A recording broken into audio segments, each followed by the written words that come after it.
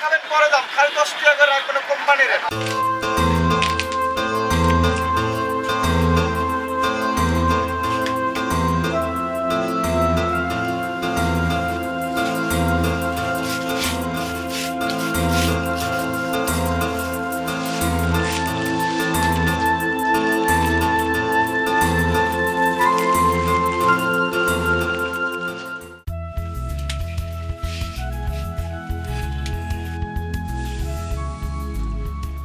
কুষ্টিয়ার ছেউরিয়া সংলগ্ন মিলপাড়ার কারিগররা দেশজুড়ে জনপ্রিয় কুষ্টিয়ার বিখ্যাত তিলের খাজা বানান মূল উপকরণ চিনি দিয়ে।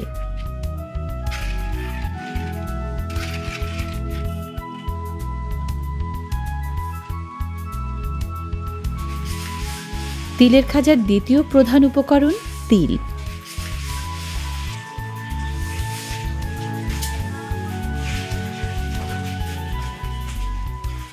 খোসা ছাড়ানো পরিষ্কার পরিচ্ছন্ন তিল লাগে তিলের খাজায়।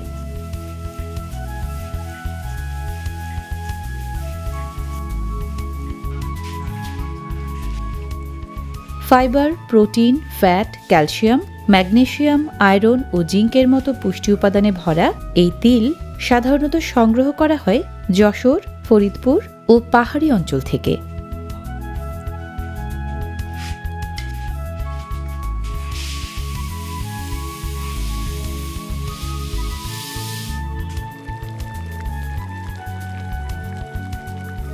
তিলের খাজা তৈরির ধাপভিত্তিক কাজে 2 জন পাকমিস্ত্রি সহ 8 থেকে 12 জনের মতো কারিগর লাগে।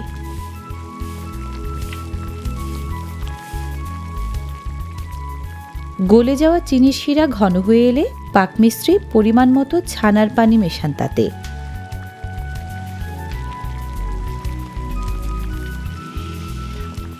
ছানার পানি চিনির ঘন শিরাকে ঠান্ডা হওয়ার পর জমে যেয়ে ভঙ্গুর হতে দেয় না। পাকমিস্ত্রি চিনির শিরার রং আর ঘনত্ব দেখে বোঝেন কখন দরকার স্থানান্তর।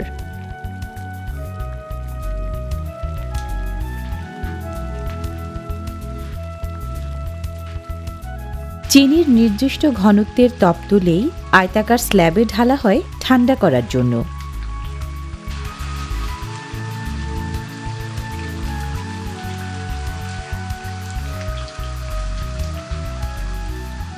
খোলা সমতলে তাপ হারাতে হারাতে লেই পরিবর্তন হতে থাকে মন্ডে।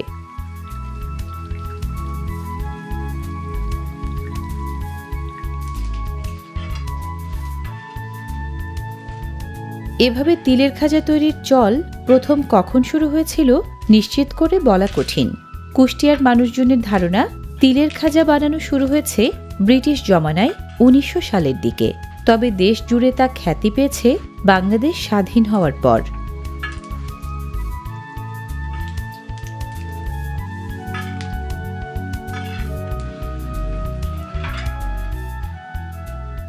দানাদার চিনি আসলে সুক্রোজ নামের অণু, যা গ্লুকোজ ও ফ্রুক্টোজ নামের 2 উপাদানের বন্ধনে তৈরি। তাপ পেলে রাসায়নিক বিক্রিয়ায় ওই বন্ধন ভেঙে নতুন নতুন বন্ধন তৈরির মাধ্যমে দারুণ সব বৈশিষ্ট্যের জন্ম হয়। চিনির এই ম্যাজিক্যাল ট্রান্সফরমেশন বা থার্মাল ডিকম্পোজিশনের কারণ না জানলেও চিনির জাদুকরী বৈশিষ্ট্য কাজে লাগিয়েই তিলের খাজা বানান কুষ্টিয়ার কারিগররা।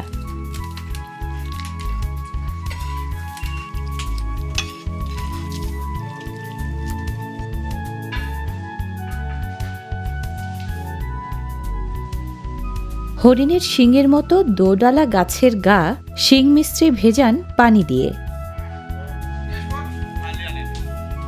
চিনির প্রায় জমাট বাঁধা মণ্ড বা তাল দোডালা গাছের গায়ে ঝুলিয়ে দিলে পানি দিয়ে ভেজা থাকায় আটকে থাকে না।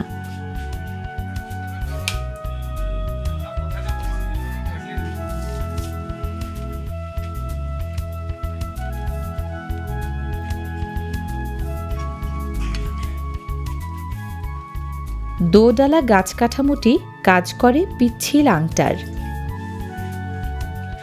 আংটায় লটকে থাকা মণ্ড টেনে লম্বা করে দড়ির মতো পাকিয়ে আবার আংটায় লটকে দেয়া, লাগাতার এটাই শিং মিস্ত্রির মূল কাজ।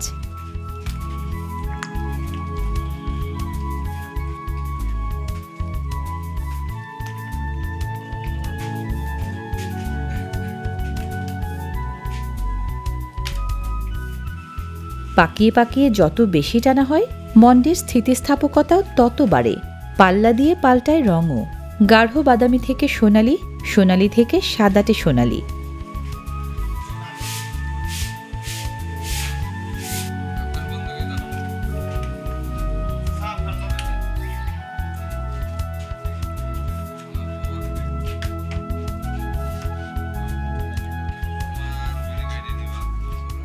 মন্ড টানা ও পাকানোর কাজ একজন শুরু করলেও শেষের দিকে দুজন শিংমিস্ত্রি লাগে।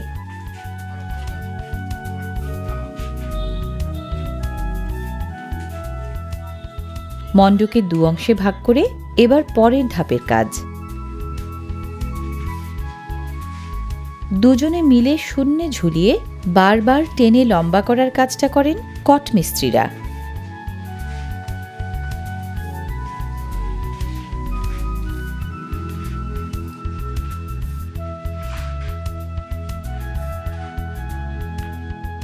কায়দা করে বারংবার টানায় চিনির অণুর জাদুকরী বৈশিষ্ট্যের কারণে দুটো বিষয় ঘটে।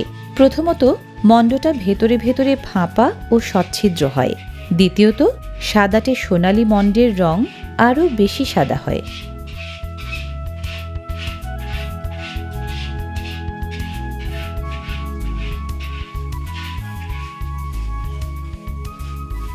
বাতাসের সংস্পর্শে কিছুটা শক্ত হয়ে আসা লম্বাটে মন্ডকে দুই হাতের ছোঁয়ায় কনভেয়ার বেল্টের মতো আকার দেন দুজন করে ভাঁজ মিস্ত্রি।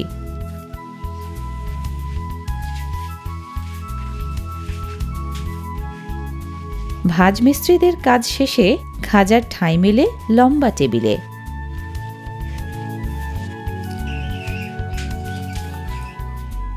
শক্ত হয়ে যাওয়া লম্বা খাজা নির্দিষ্ট মাপে কেটে টুকরা করেন খাজা কাটা মিস্ত্রি।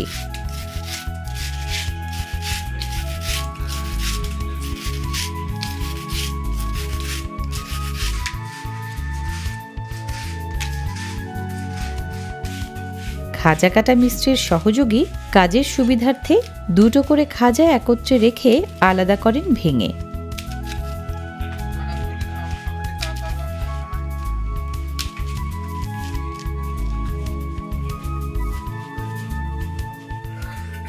জোড়া খাজার প্রতিটি টুকরোর গায়ে এবার মাখানোর পালা খোসা ছাড়ানো তিল।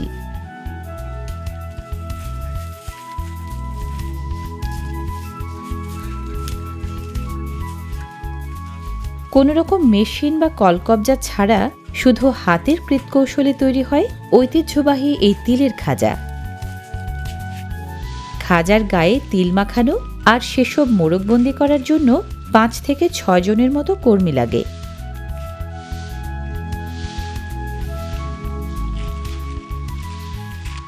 কুষ্টিয়ার দেখা দেখি এভাবে তিলের খাজা এখন তৈরি হয় রাজবাড়ী, খুলনা, ঢাকাসহ দেশের বিভিন্ন জেলায়।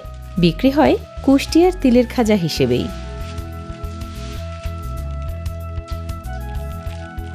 কুষ্টিয়ার গোটা আটেক কারখানায় প্রতিদিন সন্ধ্যা থেকে মধ্যরাত পর্যন্ত তিলের খাজা তৈরি হয় কম বেশি 250 কেজির মতো। সাধারণত 7 কেজি চিনি, 1-1.5 কেজি তিল, 250 গ্রাম ছানার পানি আর 4 লিটার পানি থেকে তিলের খাজা পাওয়া যায় 8 কেজির মতো। কারখানায় তিলের খাজা কেনেন 2 ধরনের ক্রেতা, পাইকার এবং খুচরা বিক্রেতা।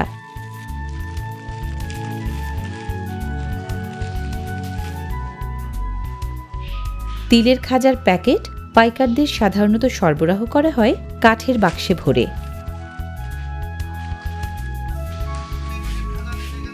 ক্রেতাদের কাছে প্যাকেট হিসেবে বেচলেও খুচরা বিক্রেতা ও পাইকাররা এখানে কেনেন ওজন দরে।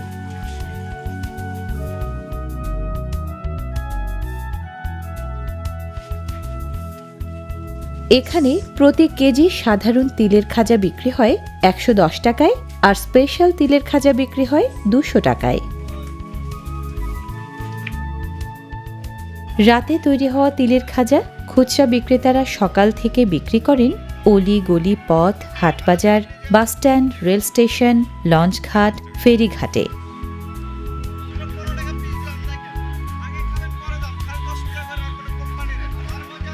কুষ্টিয়ার মুখরোচক এই মিষ্টান্ন জনপ্রিয় পথখাবার হয়ে সারা দেশে রসনা মেটাচ্ছে ঐতিহ্যের স্বাদে।